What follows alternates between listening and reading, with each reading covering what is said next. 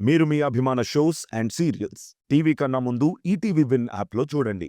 Download and subscribe to ETV win app. 99 రూపాయలు మాత్రమే. వసంత కోకిల వనమంతా పిలుపులా వసంత కోకిల జగమంతా గెలుపులా. అవునులే, నువ్వు ప్రత్యేకించి అడగకపోయినా చీర తెచ్చినట్టు ఏదో ఒకటి తెస్తారన్న ధైర్యం నీకుంటుంది. మా ఆయన కూడా నా కోసం కొనమన్నా నీకోసం కూడా ఆలోచించే గొప్ప మనిషి. మామయ్య ఉన్నారు, నీకేం కావాలన్నా మామయ్యే చూసుకుంటారని కూడా ఆలోచించలేనంత మంచి మనిషత్తా. మీ మావయ్యని చూసినట్టే సూర్య నన్ను కూడా ఒక ఫ్రెండ్లా భావిస్తారు. అందుకే కావేరి. అవునవును, నువ్వు చెప్పింది 100% కరెక్ట్ అత్తా. అవునత్తా, మామయ్యకి మా ఆయనకి ఎన్ని రోజుల నుంచి పరిచయం? 1 year అయింటుంది. ఎందుకు అడుగుతున్నావు? మా ఆయనకి మీరు మామయ్య భార్యగానే తెలుసా, లేక అంతకు ముందే తెలుసా?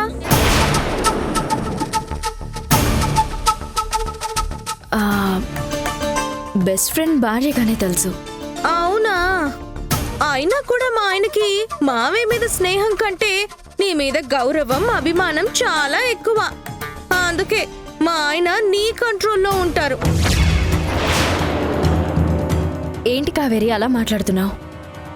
ఏం లేదత్తా, అంటే మా ఆయన బెంగళూరు వెళ్తుంటే నా కోసం ఏమైనా తెమ్మని చెప్పావు కదా, దాని గురించి చెప్తున్నాను. లేదు, నువ్వు మాట్లాడే తీరు చాలా తేడాగా ఉంది. తేడా ఏం లేదత్తా, నేను చిన్నప్పటి నుంచి ఇలానే మాట్లాడతాను. తెలివిగా, ఉన్నది లేనట్టుగా, లేనిది ఉన్నట్టుగా మాట్లాడడం నాకు రాదు. అది కూడా నేర్చుకుంటే నేను కూడా మనుషుల్ని కంట్రోల్లో పెట్టగలను, నాకు నచ్చినట్టు ఆడించగలను. అయ్యో, చెప్పడం మర్చిపోయానత్తా. ఆయన గాని ఫోన్ చేస్తే నా కోసం ఏం తీసుకురావద్దని చెప్పు. నీకేమైనా కావాలంటే నువ్వు మొహమాటం లేకుండా అడిగేయి.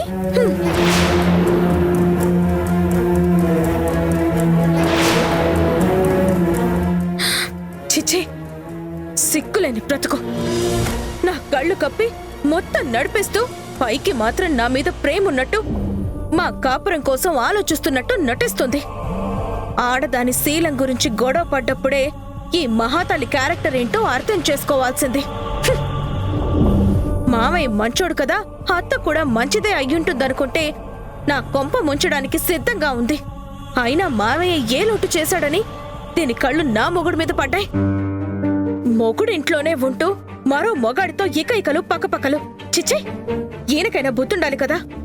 ఆవిడ మీద అంత ఇష్టం ఉన్నప్పుడు నా గొంతు కోయడం ఎందుకు? మధ్యలో నన్ను బలి చేయడం ఎందుకు? ఆవిడ మీద ఇష్టం వల్లే ఎన్ని రోజులు నన్ను పరాయిదాన్లా చూశారు. ఏం మాట్లాడినా తప్పు పట్టారు. గట్టిగా మాట్లాడితే గొడవ అన్నారు. వీళ్ల వ్యవహారం పెళ్లికి ముందు నుండే ఉందా, లేక ఈ మధ్యనే మొదలైందా? మావయ్యని నన్ను మోసం చేస్తున్న వీళ్ళిద్దరిని ఊరికి వదలకూడదు. ఇప్పుడే అమ్మకి ఫోన్ చేసి అల్లుడి గారి భాగోతం, సంధ్య గారి విశ్వరూపం చెప్పాలి. అమ్మకి చెప్తే నమ్ముతుందా? లేదు, ఖచ్చితంగా నమ్మదు. నన్నే తిడుతుంది. నీ కంటికి అన్నీ అలాగే కనిపిస్తాయని నన్నే తప్పు పడుతుంది. పోనీ మావయ్యకి చెబుదామంటే అత్త మీద ప్రేమతో నన్ను నమ్మే పరిస్థితుల్లో లేడు. ఇప్పుడేం చేయాలి? నా బాధని, నా బ్రతుకులో కష్టాన్ని ఎవరికి చెప్పుకోవాలి? సంధ్య నుండి నా మొగుడిని, కాపురాన్ని ఎలా కాపాడుకోవాలి?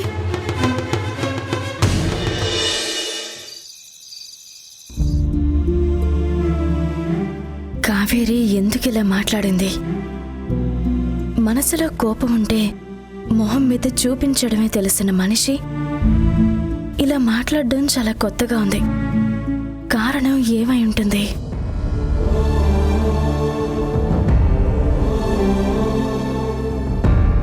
సూర్యని బెంగళూరుకు పంపించినందుకు కావేరి ఏమన్నా కోపంగా ఉందా?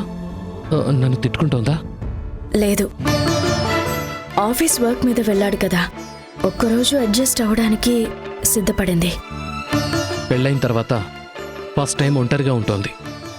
ఛాన్స్ లేదు కానీ, లేదంటే ఇద్దరిని కలిపి పంపించామని. అప్పుడు జాలీగా ఎంజాయ్ చేసి వచ్చేవాళ్ళు. నెక్స్ట్ టైం ఏదన్నా క్లయింట్ మీటింగ్ ఉన్నప్పుడు ఫ్యామిలీ టూర్లో ప్లాన్ చేద్దాం, ఓకేనా? కావేరి భోంచేసిందా లేక భర్తను తలుచుకుని ఉపవాసం చేస్తోందా? లేదండి, తింది. ఒక్కోసారి ఇలా దూరంగా వెళ్ళడమే మంచిది.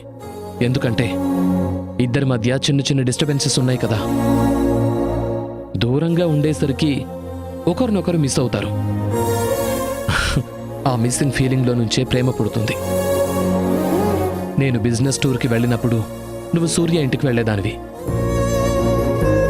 ఇప్పుడు కావేరికి మనం ఉన్నాం. మన రెండు జంటల లైఫ్ ఆల్మోస్ట్ ఒకేలా సాగుతుంది కదా. సంధ్య, సంధ్య, ఇక్కడే ఉన్నావా? నేనేం మాట్లాడినా నువ్వు రెస్పాండ్ అవ్వటం లేదు. ఏం ఆలోచిస్తున్నావు? అబే ఏం లేదండి. ఏమీ లేకపోతే ఉలుకు పలుకు లేకుండా ఎఫ్ఎం వింటున్నట్టు ఎందుకింత సైలెంట్గా ఉన్నావు? అంటే అది నేను కూడా కావేరి గురించి ఆలోచిస్తున్నాను. పాపం ఒక్కతే ఎలా ఉందో ఏం చేస్తుందో అని. అయితే ఒక పని చేస్తావా? ఈ రోజు నువ్వు కావేరితో పాటు పడుకుంటావా? తనకి లోన్లీ ఫీలింగ్ పోయి కాస్త ధైర్యంగా ఉంటుంది.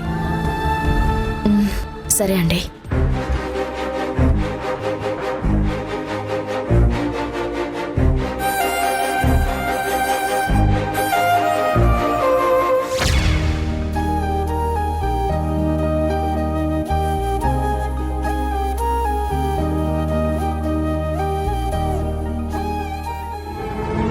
ఏంటత్తా ఈ టైంలో వచ్చావు? ఏమైనా కావాలా? ఏదైనా మాట్లాడాలా? కాదు కావేరి, నువ్వు ఒంటరిగా ఉంటావని, నీకు తోడుగా పడుకోమని మీ మావయ్య చెప్తే వచ్చాను. నాకు నీ తోడెందుకు అత్తయ్యా? మా ఆయన లేకపోయినా ఆయన్ని తలుచుకుంటూ నిద్రపోతాను. నీకంటూ మా మామయ్య ఉన్నాడు కదా. కేవలం ఆయన కోసం మాత్రమే ఆలోచించు. నా వల్ల ఇబ్బంది పడద్దు. నాకిబ్బంది ఏం లేదు. నువ్వొక్కదానివే ఉన్నావని. ఒక్కరోజుకేం కాదులే అత్తా. మా ఆయన ఇప్పుడు లేకపోయినా రేపు వచ్చేస్తారు. అంతేకాని ఆయన్ని శాశ్వతంగా దూరం చేసుకోను. అలాంటి పరిస్థితే రానివ్వను కూడా. ఈ కావేరి భర్తకి తాళికి ఇచ్చే మర్యాద, గౌరవం అలాంటిది. బ్రతికినా చచ్చినా ఆయనతోనే. వేరే ఆలోచన ఉండదు. ఏంటి కావేరి, సంబంధం లేకుండా ఏదేదో మాట్లాడుతున్నావు? అంటే నా మనసులో అనిపించింది చెప్పేశాను. అది నీకు అర్థం అవ్వకపోయినా పర్వాలేదు. నువ్వు వెళ్ళి మామయ్యతో పడుకో. ఒంటరిగా పడుకోవడానికి నాకెలాంటి ప్రాబ్లమూ లేదు. లేదు, ఏదో తేడా ఉంది. కావేరి మనసులో ఏదో పెట్టుకుని పైకి ఇలా మాట్లాడుతుంది. వెళ్ళత్తా.